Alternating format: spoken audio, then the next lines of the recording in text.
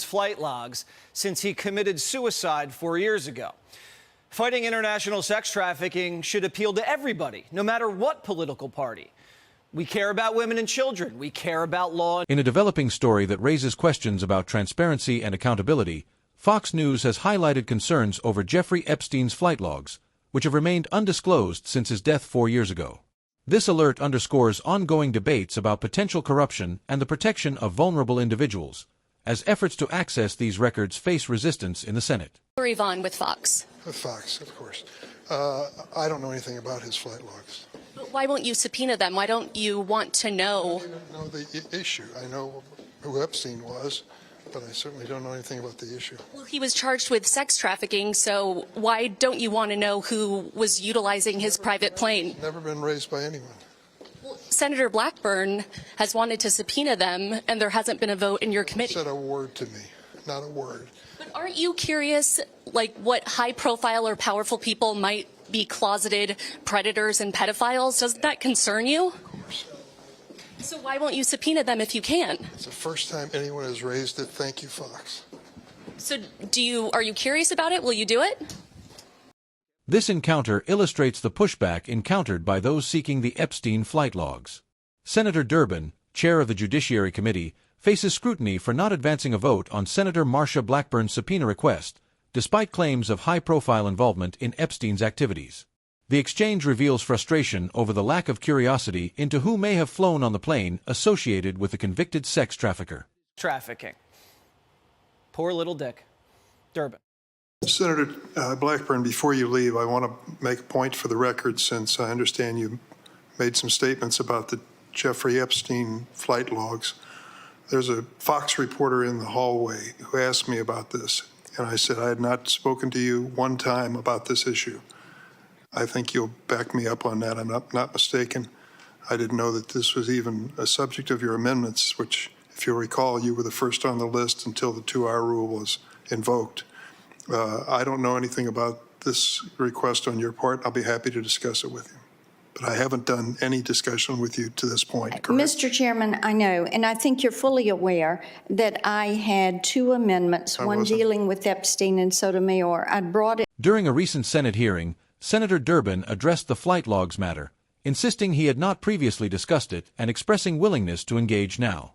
This comes amid accusations that the topic was indeed brought up earlier, pointing to inconsistencies in how the committee has handled the subpoena proposal and the broader implications for oversight on Epstein-related investigations. Of issuing subpoenas now, here are a few more that I've filed. A subpoena to Jeffrey Epstein's estate to provide the flight logs for his private plane. Thank you, Senator. When I recognized you, I didn't know what subject you wished to speak to. As I announced at the beginning, the first thing we'll consider the 2 judicial nominations, then we will move to the subpoena. All right, so we caught him lying. First, there wasn't enough time, then this was the first time he was hearing about. Senator Blackburn's direct mention of the subpoena in committee proceedings contrasts with Durbin's recollection, leading to claims of misinformation. This moment highlights the ongoing stall in voting on the issue, raising questions about why progress has been slow despite the serious nature of Epstein's crimes involving child trafficking. Demanding some answers on Jeffrey Epstein's crimes and trying to get these flight records. What specifically has the FBI done to investigate the claims that Epstein's and others participated in, produced, Shifting focus to federal investigations, Senator Blackburn has repeatedly sought details from the FBI on actions taken regarding Epstein's crimes and related evidence. This inquiry reflects concerns over limited progress, with only one conviction noted, that of Epstein's associate, despite the scale of the allegations. Public. They've been heavily redacted. Well, as I said, it's been a while since I looked at the specific case. I can tell you that we've been increasing year over year, both the number of agents focused on these kinds of cases, the number of victims we've rescued, and so onto the specific case. Let me offer to have let me get with my team and figure out if there's more information we can provide. Chris Wray hasn't looked at the Epstein case in a while. The FBI has the flight log. FBI Director Wray's response indicates a gap in recent oversight of the Epstein case, with commitments to follow up on specifics like the redacted flight logs. This exchange ties into broader criticisms of the Bureau's handling of high-profile cases, including the absence of prosecutions against other involved parties. You're not going to believe what he said. He said the FBI isn't allowed to tell the truth in an election year. Why didn't the FBI just say, hey, the laptop's real? Why didn't you just tell everybody the laptop's real? We're not vouching for what's on it, but it's real. This isn't a fiction.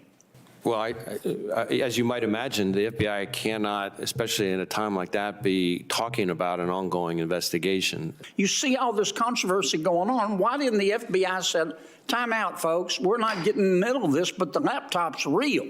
Again, we have to be very careful about what we can say, especially in the middle of an election season.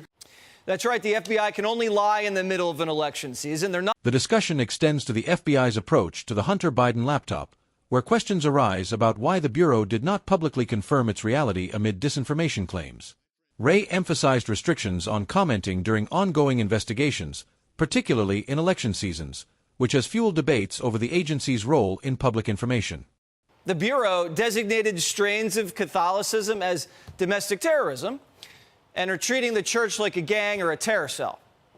The FBI used undercover agents to interrogate a Catholic priest and a choir director. The FBI tried recruiting informants within the clergy. Is the FBI listening to you during confession? God, I hope not. A House Judiciary Committee report has exposed FBI efforts to monitor traditional Catholics, labeling some as potential domestic threats and involving undercover operations within churches. This has sparked outrage over potential overreach, with the Bureau using resources to recruit informants in religious settings. Now, are they breeding grounds for domestic terrorism? Is this your latest theory? How many other parishes have FBI agents approached priests and choir directors to ask about parishioners?